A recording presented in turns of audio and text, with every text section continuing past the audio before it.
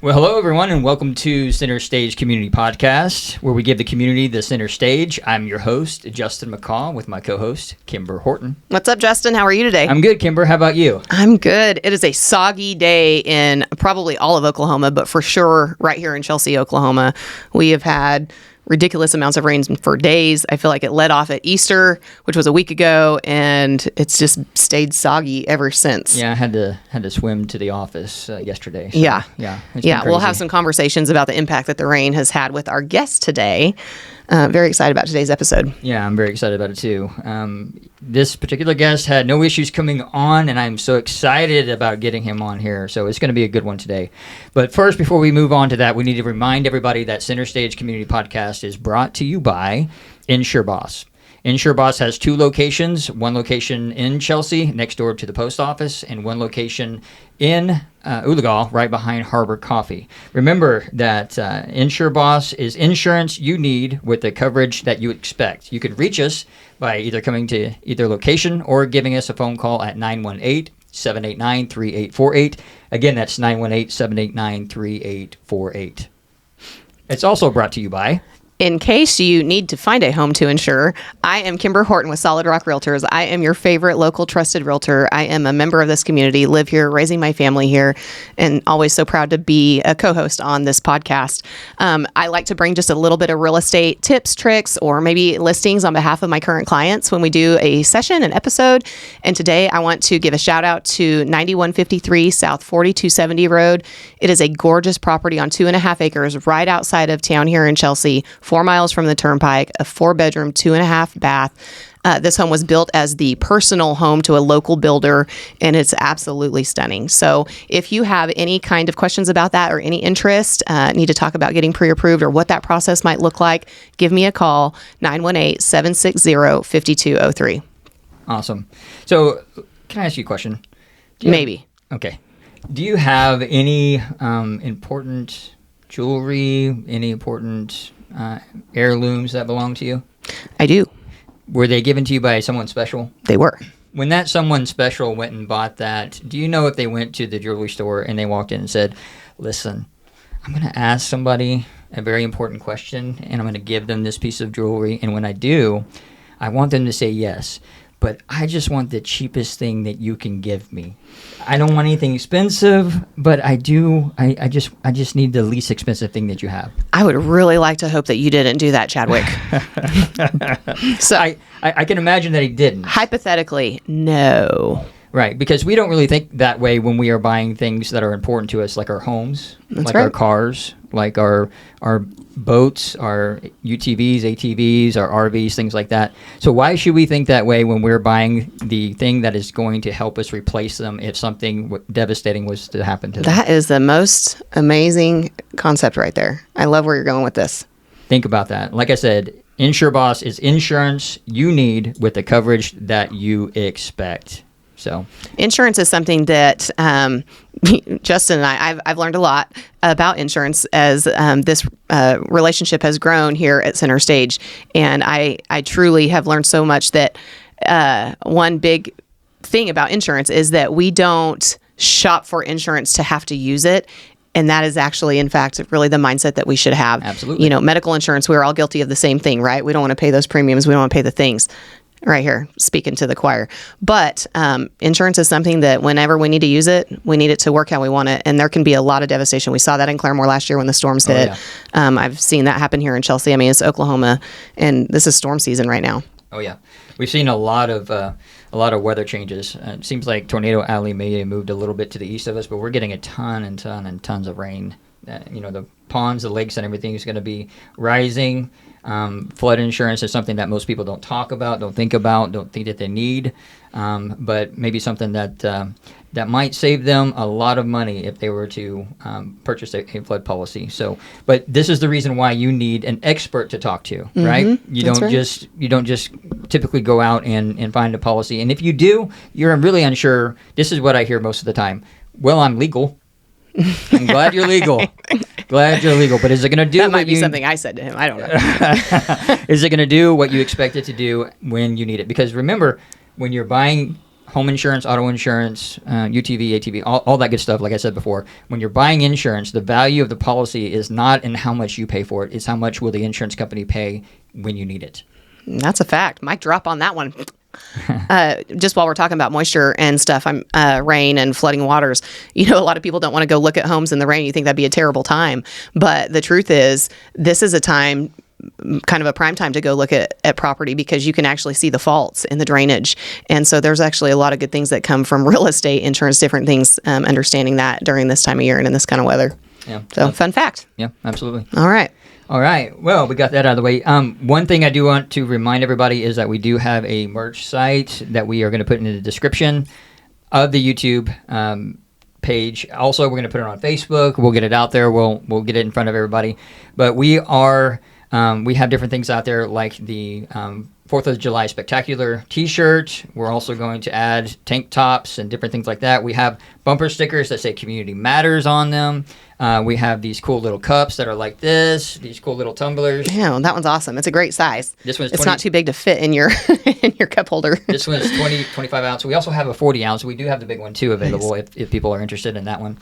We also have the little coffee mug and different things like that. And we have more stuff coming, right? I'm excited yes. for some more of the designs that are coming. Yes, we have really fun. We have some other things that are in the work, but remember, if you guys like what you hear, you want to promote this, you want to help get this out, support us by liking the channel, by subscribing to the channel, by liking the Facebook page and sharing the Facebook page, but also going to the merch site and ordering the products. Because remember, the giveaway that we're doing, 50% of the proceeds of the 4th of July Spectacular shirt are going to go back to the Chelsea Area Chamber of Commerce, so that they can continue to do stuff in the community for the children that are free. So yeah, I was excited about that one. That's a great community give back. I think we say this quite a bit, but that's what we want this to be an avenue to bring our community together. We're so excited to put those net proceeds back in there and make this a great, community event. They already make it a great community event, but for those rides and all of those activities to be fun for our kids, that's where it's at. So very exciting. Also, we want to share, Justin, where else can we be heard now? Not only on YouTube, not only seen on Facebook, but where? Oh, yeah. It's exciting news. We can also be heard on Apple Podcast. Woo woo! Apple Podcast. All you got to do is search for Center Stage Community Podcast. You'll see the logo. Click on it. It's got the available episodes that are on there. Check it out. If you're on the go and you can't watch it, you can always listen to it on Apple Podcast. Yeah, I'm excited for that one. All right, I want to get into our guest today. Oh, yeah. Let's go. So today we have a special guest. He is a great community member.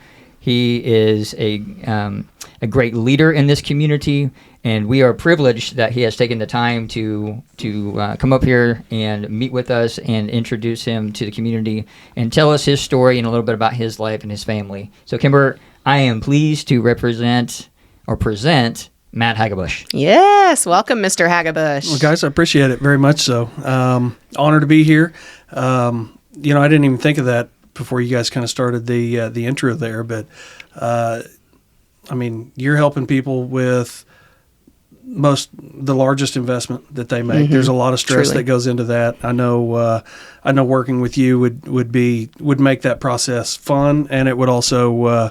I just know the way you do things that it's spot on, and you're taking care of your people. Thanks, so I know that would be good. And then I hadn't even thought of that, but yeah, once you make that investment, you got to protect that investment, and that's what insurance does. Mm-hmm. I mean, you're talking your home, your cars. Mm-hmm. I know for my family, those are the largest purchases that we've made. So the better that we can protect those, it just makes sense. Well, thanks for that. Those are kind words from you. I really appreciate that. What a good group. Yeah. Here we are, the A-team right here. There you go.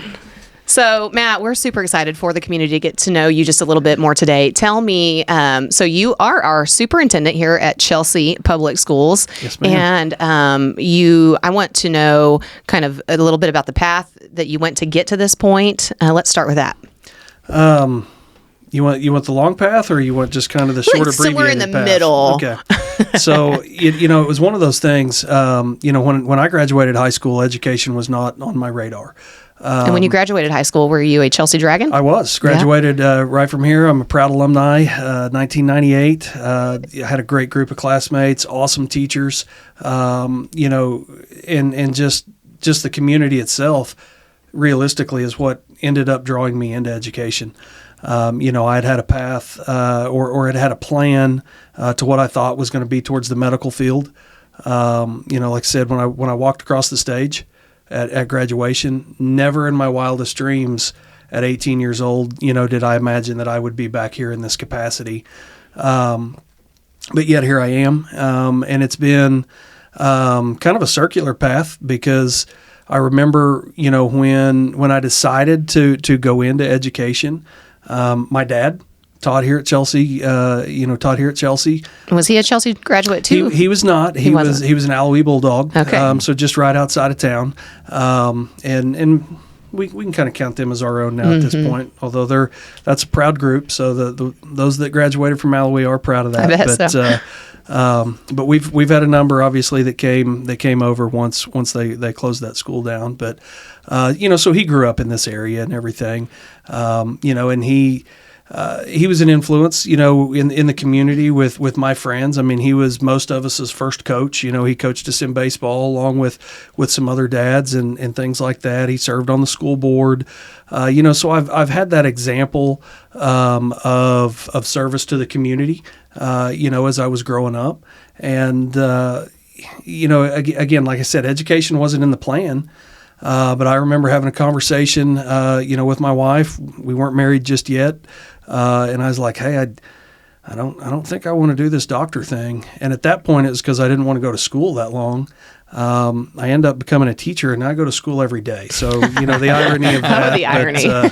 But no, I switched to education, have never looked back, started my career as a teacher here in 2002. Hopped around to a couple places, kind of in our area. We graduated, when I say we, my wife and I, Mary Lee, we graduated from NSU, loved it down at Tahlequah. I took a job down there, thought we might move back down that way, but she also started a job here.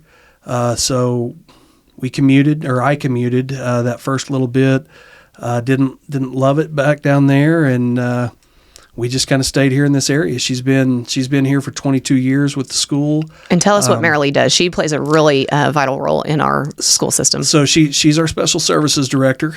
She was first grade teacher for 19 years, and I think now she's in her third year doing special services. She's done a great job there. I think everybody needs somebody that makes them want to be a better person.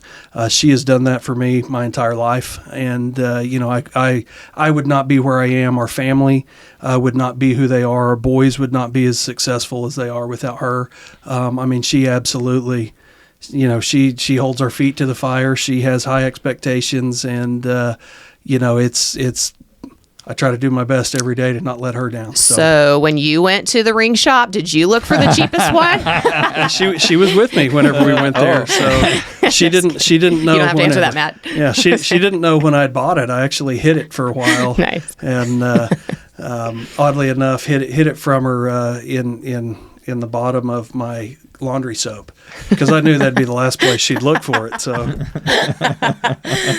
Oh, I hate laundry. That makes me laugh way too hard. Yeah. It's my worst event in life, in case anyone needs to know. That's so spectacular. So you guys really are just, you're a wonderful dynamic duo in this district, and you both bring something so special. It takes a special person to have that role that she plays. Now, but so do you. And so as our superintendent, how many years you are in your third year? Yes, ma'am. Yep. Yes. Third year. I remember when I switched to education, my dad had actually gotten out of education when I was born.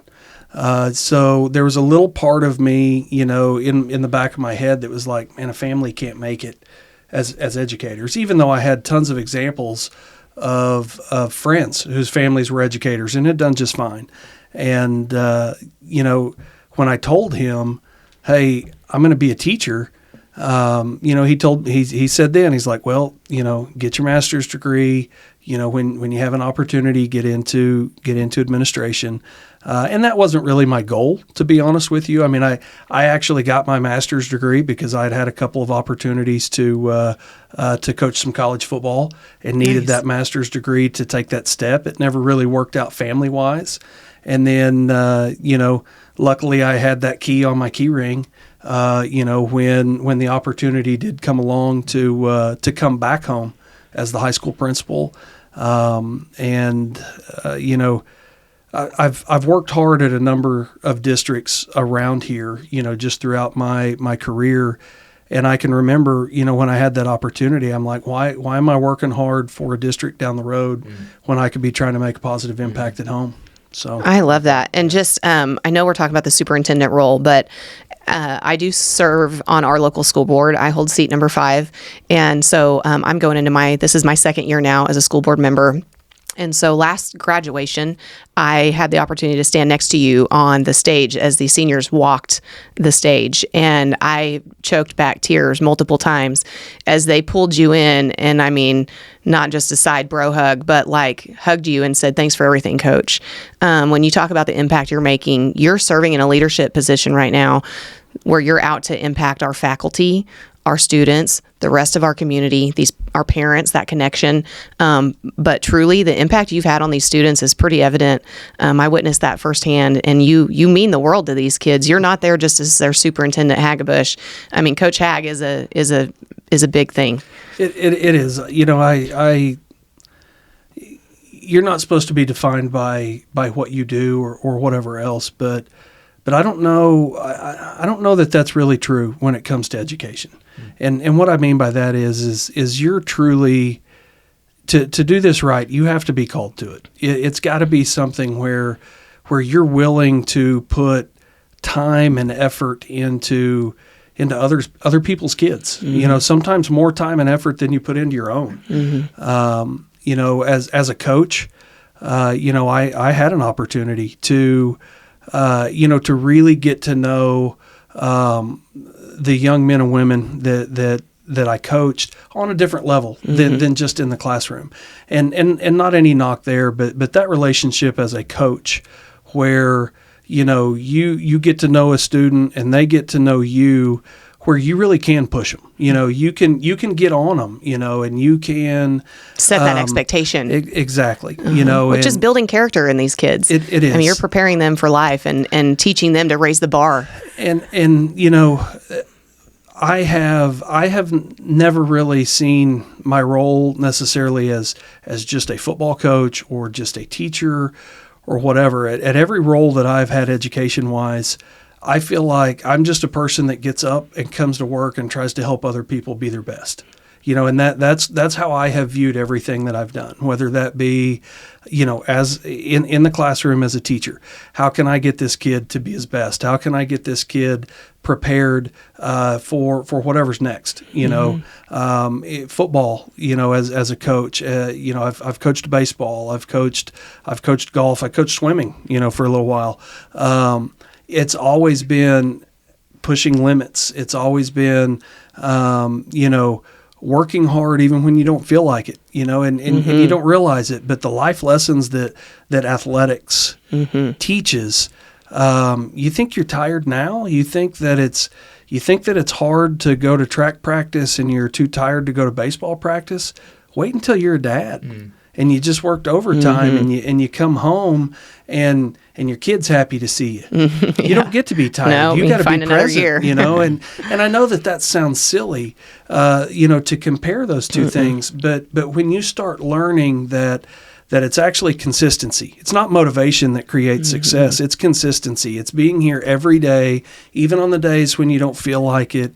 Just trying to help our kids understand, that it's about putting the work in. It's about being there every day. It's about, challenging yourself. It's all of those things. Yeah, because school is a very limited amount of time of your life, right? I mean, you have so much more to do and look forward to after that. So I love how you teach them, listen, this is temporary, but you have to learn the things that are going to make you successful for after now, right? Yeah.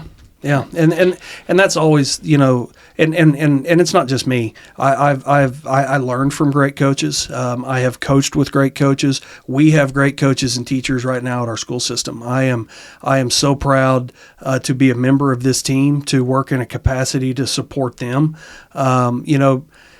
when I first came into this role, I spent some time kind of feeling sorry for myself because I missed that interaction with kids. Sure. I mean, that's what, being around those, being around our students in the hallways and being around our students in the classroom, being at football practice, different things like that. That's what makes it worthwhile.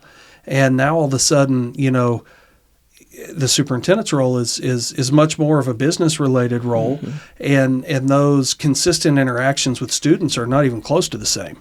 So it was definitely a transition period, but I've had to learn how to adjust to that. Do you think that you have a greater impact now, though, since now you're not just impacting students? So definitely. I mean, I had a conversation with a superintendent that I worked with, a number of years back, and he asked me a question because I told him, I'm like, hey, I'm interested in. At that point, they were getting ready to hire a new athletic director, and I'm like, hey, I know I haven't been here a long time, but I'm interested in this position. And he wasn't saying it because he didn't think I was ready, but he said, why? And I kind of looked at him and I said, because I want to increase my impact. I want to increase my impact outside of just my football guys, outside of just who I have in the classroom. I want to impact a larger number of students. And I think that's the goal each time. So it's a different impact, but it is a larger scale. It is definitely where, I get to work with our teachers to, we created our new vision. We created our mission statement and really kind of, I won't say redefined our identity, but, our goal was to move from just having school, because we were recovering from COVID, we were recovering from all these things, and we wanted to get to more of a focused approach, if that makes sense. I've been fortunate to have really good kids that have played for me from a football standpoint. I have had good coaches that I've worked with, and because of that, I've had the opportunity to have a little bit of success, from that standpoint. And I fall back on that, and really what it boiled down to is I needed a game plan. As a coach, that's what you do. That's the thing that I kind of loved about coaching was you get this unique problem to solve every single week as a football coach. Okay, here's what this team does on offense or defense. Figure out. Yeah, here's our solution. This is how we're going to answer that. Figure out what you have to work with and how you can use those pieces to answer, that problem. And, once I kind of stepped back and said, okay, who's our opponent? Whether that be test scores, whether that be absenteeism, whether that be, just climate and culture, whether that be just a multitude of things. Okay, that's our opponent. Okay, what pieces do we have? Let's make a game plan. And now let's go execute this thing. Yeah, and I feel like you've done that, Matt, and that's something that I was really excited to dive into on this because you talked about sharing with players and getting these players to level up, right? And just kind of take that to another step in building that character. But now that you're in this faculty position, I feel like you are doing that with our mission statement. I want you to talk a little bit about our vision and our mission statement. And so my company is very big on setting those goals. And I was so excited to come onto the school board and see that you were setting goals on paper, on black and white, because if you don't have that goal written down and you don't break that down to your plan of action, how we're going to get there, then we're just having school. Yep. And I was really, I was very impressed with you and grateful to be surrounded by someone like you that said, the answer to something is not, we're not just going to do this because this is how it's been done. We're going to break this down, which, doesn't mean that things in the past were bad. It's just saying, okay, when we move forward here, we're going to break this down. Here's our strategic plan. Yeah. But share with everyone a little bit about our mission statement and that vision. So, like you said, I say this all the time to my administrators. I've said it in school board meetings, things like that. One of the worst things that we can say is, well, this is how we've always done it. Amen. And I'm not saying that means that any way that things have been done haven't been successful.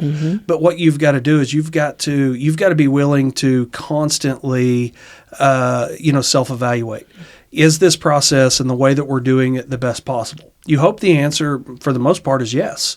But you've got to be willing to tweak some things. You've got to be willing to try some new things.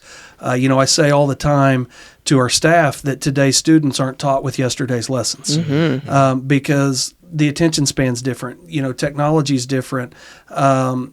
Availability of information is different, and we can't just hide our head in the sand and keep doing what we've always done and expect to make progress. That's for sure. Now, sure, there's handicaps here and there that we have as far as, certain regulations and things that we have to do, but we have really good, really smart people in place. And my goal is to give them the tools that they need and get out of their way and let them be creative and push the needle forward. But our vision at Chelsea Public Schools, and this is something that I've used, football wise, things like that, is to set the standard of excellence. So what does that mean? Excellence can be intimidating, and that was kind of my number one goal when I went into it and said, hey, here's our vision, is to set this standard of excellence. But right off the bat, I wanted them to make sure they understood excellence does not mean perfection. We're not perfect by any stretch of the imagination. And if perfection is your goal, you're just going to be unhappy all the time. You're never going to reach your goal. 100%. You're going to be anxious. You're going to be, you're going to have self-doubt. You're going to have all those things all the time because you just can't do that. Yeah, and I think if you ever reach that point that you think you have hit perfection, then you're handicapping yourself. Like your growth is done. And you're going to get humbled real quick. Life will check you hard. Yes. So, so for us, our definition of excellence is, constantly striving to improve the things that we're doing. I love that. So it doesn't matter where you start. It matters, okay, here's where we're at. Let's take a hard look. Let's be realistic and say, okay, so what needs to get better? And start finding ways to improve on those things. When one of the things that I've used as a motto before is be the standard. And you can use that a couple of different ways. My son's a high jumper. Okay. And, it doesn't matter where you come in as you high jump. I mean, if they start at 5 foot, everybody that clears 5 foot, they clap for you for a second. But what do they do as soon as you clear it? They raise the bar. Because you can't ever settle for the last thing that you did being your best. Yeah, what a we concept. have to try to improve. Yeah. So setting the standard for excellence is kind of a play on words a little bit. It's that standard continually improves. Yes. Continually it's a raise moving the bar, and we're always moving forward. Yeah. So that's our vision and our mission. I love our mission, and I love the way that we created it. We had groups of teachers that have commonalities as far as what they're doing across the district. We had our early childhood teachers, we had our elementary teachers, we had all of our science teachers, from like 4th grade through 12th grade, our math teachers, our English teachers, all in groups. And we went to them and we said, okay, if I saw you on the street and I said, and you tell me, okay, hey, you work at Chelsea Public Schools. Okay, well, what do you guys do? Well, everybody would kind of describe it, but they would all describe it in a different way. So the deal was like, guys, we need a mission statement. We all know what we're trying to accomplish here, but let's get some common language. Let's get something that really encapsulates what we're trying to do here. And when I challenged him with that, it was we kind of did it in pieces, and then we brought the leaders of those groups together, and that's how we built it. But we didn't want a mission statement that is just the same as everybody else's, because mission statements in schools were a big deal. I don't know, 10 years ago, 12, probably the whole time. But anyway, for the longest time, every mission statement that you read said, creating lifelong learners and blah, blah, blah, and whatever else. Well, that's fine for that school. But we wanted, hey, what is the Green Dragon standard? What is it that we are trying to do right here in our community that makes us special? And And we settled in on a mission statement that is prioritizing the academic growth of each individual student while inspiring them to be positive members of our community.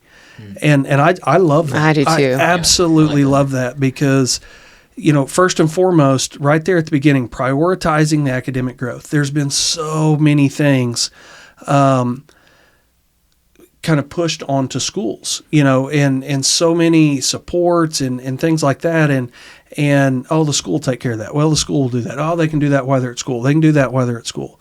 And that's what we're here to do. We're here to take care of our kids. We're here to support our families. We're here to support our students. But sometimes there's so many things that get put on there. Oh yeah, guys, hey, we're here for academics. Mm-hmm. We're here to learn things. We're here to gain knowledge and do those things. So we wanted to kind of bring that back to the forefront so that prioritizing the academic growth, that's where that was. But the next thing is, and this is something right here, guys, and I've been at a number of school districts. Okay, I've been inner city Tulsa at Tulsa Memorial. I started here. I've been at Veneta. I've been at Nowata. I've been at Claremore Sequoia. I've been at Tahlequah Sequoia. Okay, so I have a variety of places, mm-hmm. and I'll tell you right now, I can say this without question. Our staff cares about the individual student more so here than anywhere I've ever been, and that's no knock on any of those other schools. Sure, because each one of those schools have their strengths and things that they do really well, but our staff cares about each individual kid.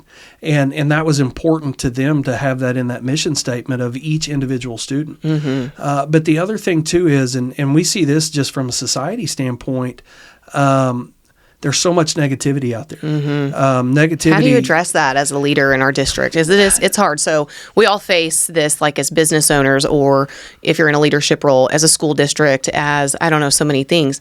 There's just the keyboard warriors must say it. So people can just jump on there and blast for so many things. I know that I read so much. I don't comment back, and I just take it all in and I kind of study it. But how do you handle that negativity that gets broadcast over public schools in general or here at Chelsea schools? I mean, you run into it everywhere. I see where people want to say, where can I take my kid that another school that's going to do this or this better? Well, I am kind of a believer, and I heard something said a long time ago, and I think it was actually from a coach that was like, your kid and you as a parent, you're going to get out of any district what you put in it. So, you can choose your community and do the same thing as an adult. You're going to get out of your community what you choose to put in it.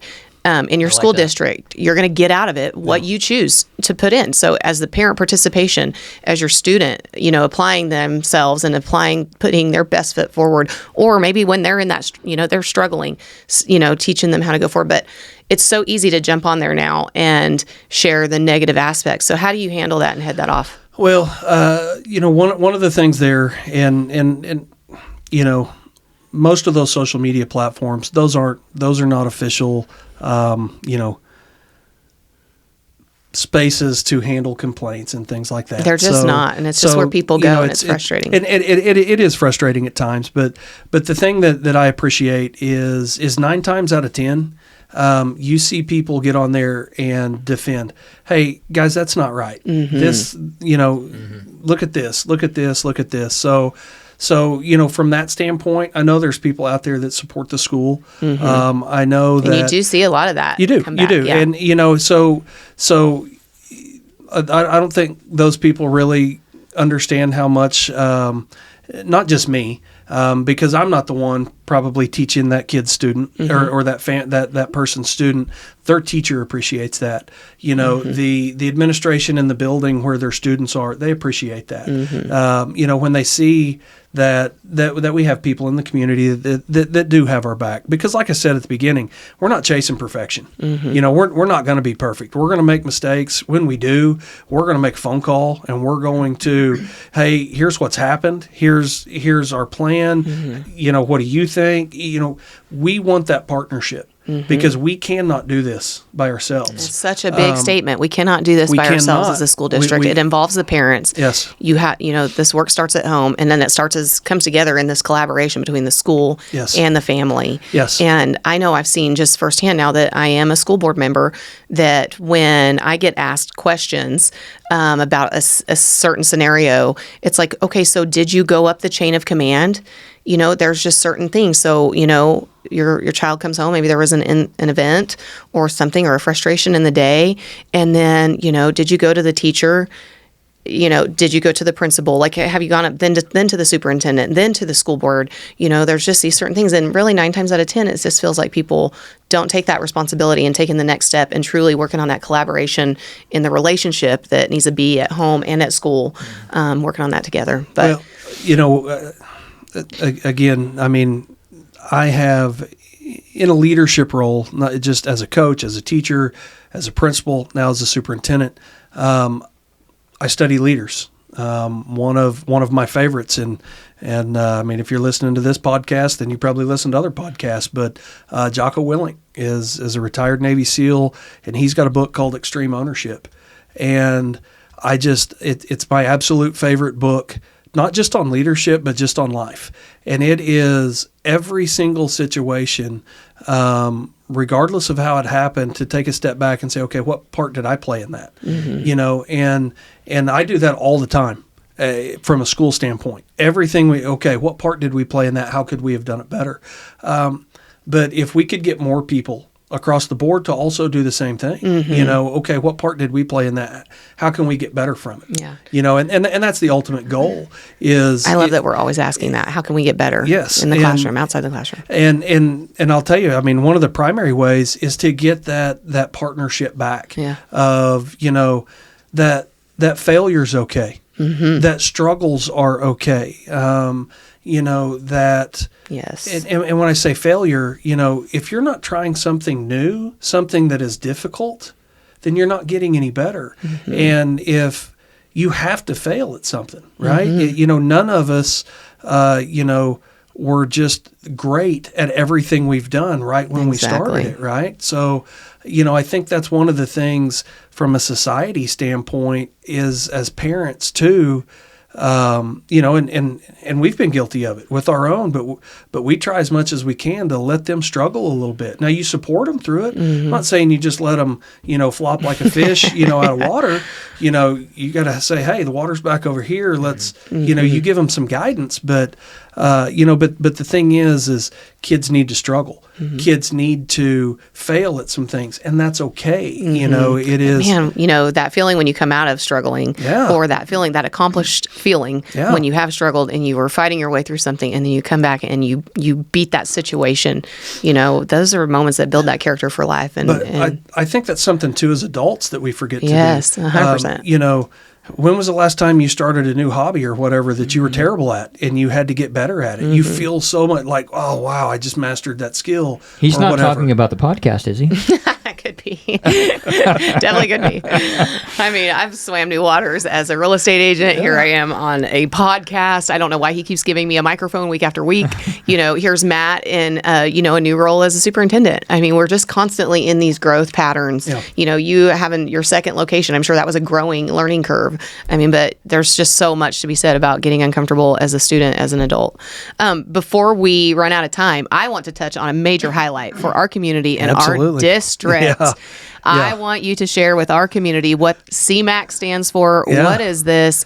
Our taxpayers voted on this bond. Yes. So this is a group effort from our taxpayers, the Boys and Girls Club, the school district. Talk about this because this is a very big deal. We just had the groundbreaking for this. Let's hit it. We did. Very, very exciting because it has been a longer process to get it started than what we had anticipated. But the CMAQ, the Chelsea Multi-Activity Center, going right where the helipad used to be. If you drive by right now, it's a very large koi pond. You were talking about the rain. It's going to be a while before that dozer moves again, I'm afraid. But no, they have broke ground there. We are super excited about that partnership with the Boys and Girls Club. The work that Lindsay did to find some additional funding. We basically the Boys and Girls Club and us were going to build the same building a few blocks apart. Well, why do that? Let's pool our money together. I think it's my understanding this is the first collaboration between the Boys and Girls Club in a district, right? To the best that we know, that is the case. Very cool. It's going to have a 2,200 square foot storm shelter, which will take care of all of our students and staff at Art Goad. Currently, they have nowhere to go. So we're very excited about that. It'll serve as a teen center after school for the Boys and Girls Club. Primarily, we'll use part of it for elementary PE, but then there's also a large area for meetings, for different things like that. It's just going to be an awesome building that I think will serve a role for our community to be able to use it for things. Yeah, the community will be able to rent this out, host family reunions, events, banquets, whatever you need to do there. That's a big deal. We need something nice like that. It absolutely checks all of the boxes for a community project. Yes. So it's really cool, and my hopes are that it is just a taste of a much larger vision of what we have to make improvements across our campus in the upcoming years, which will take support from our community. It will. And again, that's why I come back to that. We can't do it alone. And it's not just monetary support and things like that, but it is, when we get a little bit closer to our next bond issue, we're going to have a lot of community meetings. I want input from our community, because ultimately this is your school. We manage it, we run it on a day-to-day basis, but this is your school, and we want that input because we're educating your students. We're preparing them to carry you guys' legacy, our legacy on in this community and be the next leaders. So we truly need to work to reflect, what our growing needs are going to be and all of those things. So I can't wait for that next stage of it where we can host some community members and we can get them in there and we can talk about what those improvements could look like and just the direction of what our school and our community can be. I'm so excited to have the CMAC. I'm excited for our community to finally see some groundbreaking. I know it's been a long time in the making, or in the coming. Things just take time. There were kickbacks on the architectural parts and county improvements and permit things. So, big projects just take time. But we finally had the groundbreaking. We had a wonderful turnout. I mean, there was probably 50 people there. Yeah, it was awesome. From all aspects of our community. It was a public event. It was out all over Facebook. So don't say you didn't know if you didn't go. But I'm super pumped to see. I've had the opportunity to see kind of what our vision is for the future and where we want our campus to go. And we're raising the bar all the time. We're always looking to the future, and it is going to be a community effort again. But I can't wait for this finished product to have its face out there and just be the staple that it's going to be. This was a big moment for our district and our community. And speaking of that, of Facebook and things like that, so this is kind of a plug for the school here. We are really working hard to grow our website, and we want to tell our story. We want you guys we want that website and our Facebook page, our Instagram page, all of those things. We want that to be a window into what's going on in the classroom. We have so many successes. We have so many students hitting their reading goals, going, we just had an underwater robotics team that competed. And I just feel like the world doesn't know that Chelsea even has that kind of team. Exactly. And that website, chelseadragons.net, www.chelseadragons.net. That's our website. We have an app that is available, on Android and iOS. Chelsea Schools. Don't get the Chelsea Schools that's in Michigan. Get the one that's right here in Oklahoma, right here in Rogers County. You'll see the dragon on there. But get that app. If you're a parent and you're listening to this, get that app. Download Rooms. That's a direct line of communication to your teacher. Because I heard Justin say this earlier. You can't have community without communication. I was just going to repeat it. And I thought that was a great statement. And that's one of the things we're trying to do. We're trying to improve our level of communication. We're trying to make sure that parents are getting the information that they need of hey, what's a second grader look like? Here's how you can help your second grader. Here's how you can help your 10th grader. So because it is a partnership. We get them for a portion of the day, but then they go home also, and we need parents, we need the school, we need our teachers, everybody on the same page, because ultimately, we want the same things. Yeah. We want that student to be successful, and the only way we can do that is do it together. Well, I love that. I'm excited about the future of our district. I'm so excited to have you at the helm. I'm very proud to serve on our school board and to be sitting at that table with you. I hold the record for making Matt laugh and blush at school board meetings of all times. Thank you very much. Yeah. But truly, there is just such an excitement for the future of our district with There you is. in this position. And I'm just grateful to have you in that role of leadership. And we were super thankful to have you on today. I appreciate it. I appreciate it. Absolutely, yeah. Looking forward to the future of the public school here in Chelsea, and with good leadership, we can trust that it's going to go in a good direction. And I'm excited about it as a community member that has 3 students in the community. One of them being a special needs student that works with Marilee, and I can attest to her good work as well. So Right. we're definitely looking forward to it. But thank you so much for You your bet. time coming You bet. on And here. I appreciate it. Yeah. And I am, I'm so humbled to have the opportunity to serve in this role because this community meant so much to me growing up. I had great teachers. I had great coaches. I had awesome classmates. Mike Urey. Mm-hmm, exactly. He was on the state champion, Yes. track team with me. We graduated together. And We're- just to share with him, like that, he shares openly about his story, and I can't wait to have him on here.